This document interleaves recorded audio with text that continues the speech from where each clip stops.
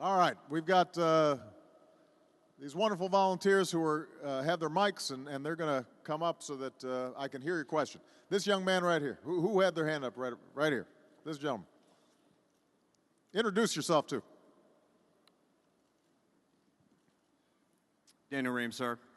In 2009, the Center for American Progress sponsored the National Clean Energy Project, in which they detailed the implementation of an efficient, high-voltage grid that would extend from coast to coast. Now, our particular product can only apply to so many mountains, valleys, and regions before we run out of space. It's critical that this grid be established so we can continue to grow these green-collar jobs and maintain this product within our American shores. What's the current level of appropriations being provided for this particular endeavor, and how high a priority is it for your current cabinet? Man, that was a good question there. I mean, huh? Is that how he talks all the time? Man, I better take off my jacket. That was serious. No, listen, it actually was a great question. I think a lot of you guys are aware, there's some places, say the Dakotas, where it's flat and you just got a lot of wind. But you may not have a lot of customers. And so the question for wind power and solar power and a lot of these renewable energy industries is, if we're producing the energy one place, how do we get it to another place? And that's why this whole concept of a smart grid is really important. And a smart grid is just a fancy name for a better electricity grid than what we've got right now. Because the way it works right now, we've got this patchwork of all these different electricity grids and connectors, and there's all this leakage, and a bunch of it was created, decades ago, so it's not particularly efficient. And so the idea of a smart grid is if you can hook up a national electricity grid that is state-of-the-art, and it has switches and computer monitors that are able to help regulate the flow of electricity to the places that need it when they need it, then you can save huge amounts of electricity, which means that your bills are lower. It means that we have to produce less energy per household or per business, which means we're sending less pollution into the air, whatever form of energy we're using. It means that renewable energies like solar and wind now have an advantage because you can get them from where they're being created to where they need to go. And because it's more efficient, there's less waste, so you can actually store wind energy even when it's not windy, or solar energy even when it's not sunny. So this is a huge and important project. It turns out that the challenge is not so much a money issue. When you said appropriations, the question was, is Congress going to put a lot of money into building this thing?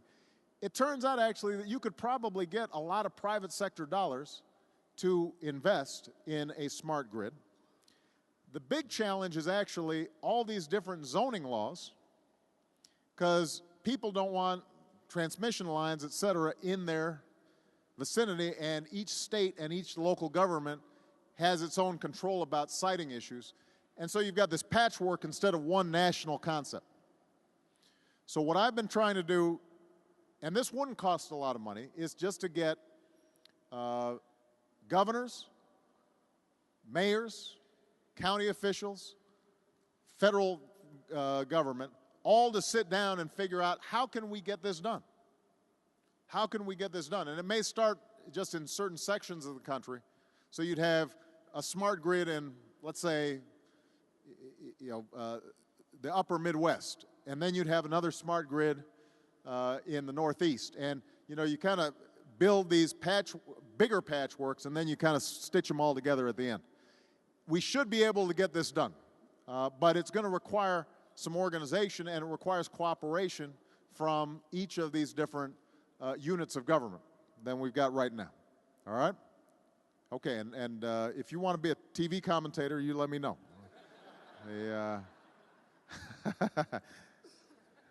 All right, who's next? Who's next? Gentleman right here. How you doing, Mr. President? I'm good. My name is Jazz.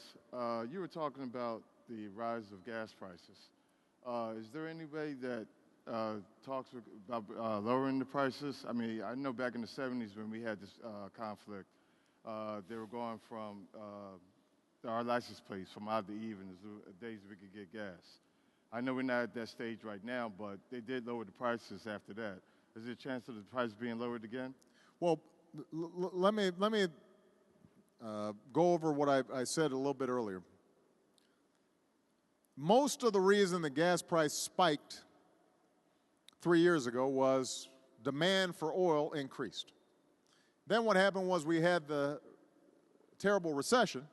A lot of businesses closed, a lot of folks were out of work, folks were driving fewer miles, so demand for oil goes down, prices went down. And by the way, oil prices are worldwide prices. So you don't just have like a U.S. market for oil, you've got a world market for oil. Anything that happens anywhere in the world will lower the price. So now the economy's picking up, which is a good thing. More folks are finding jobs, businesses are starting to hire again, and that's happening all around the world.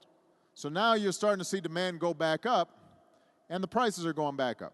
You add on top of that what's happening in the Middle East, and it makes folks nervous.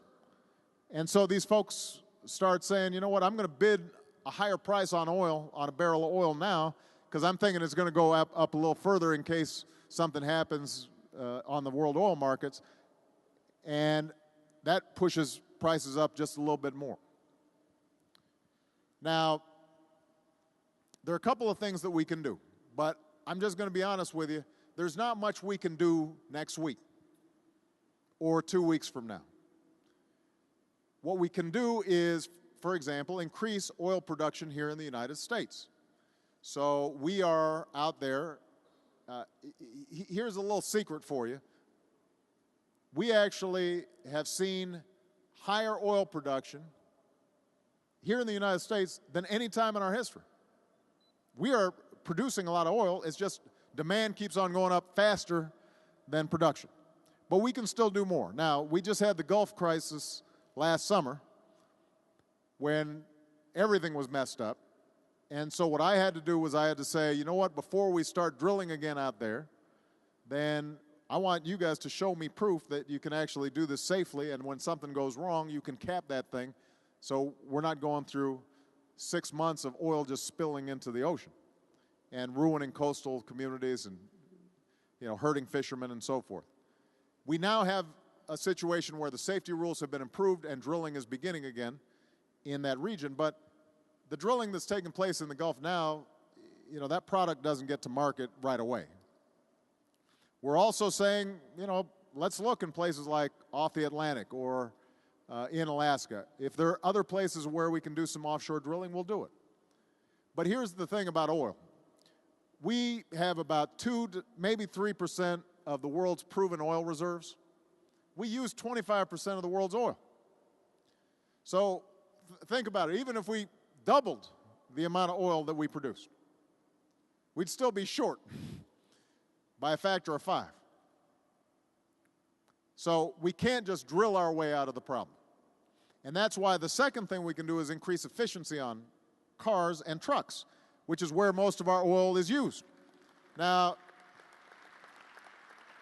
I noticed some folks clapped, but I know some of these big guys, they're all still driving their big SUVs. You know, they got their big monster trucks and everything. You're one of them? Well, now, here's my point. You know, if you're complaining about the price of gas and you're only getting 8 miles a gallon, you know, well, you may have a big family, but it's probably not that big. So, how many you have? 10 kids, you said? 10 kids?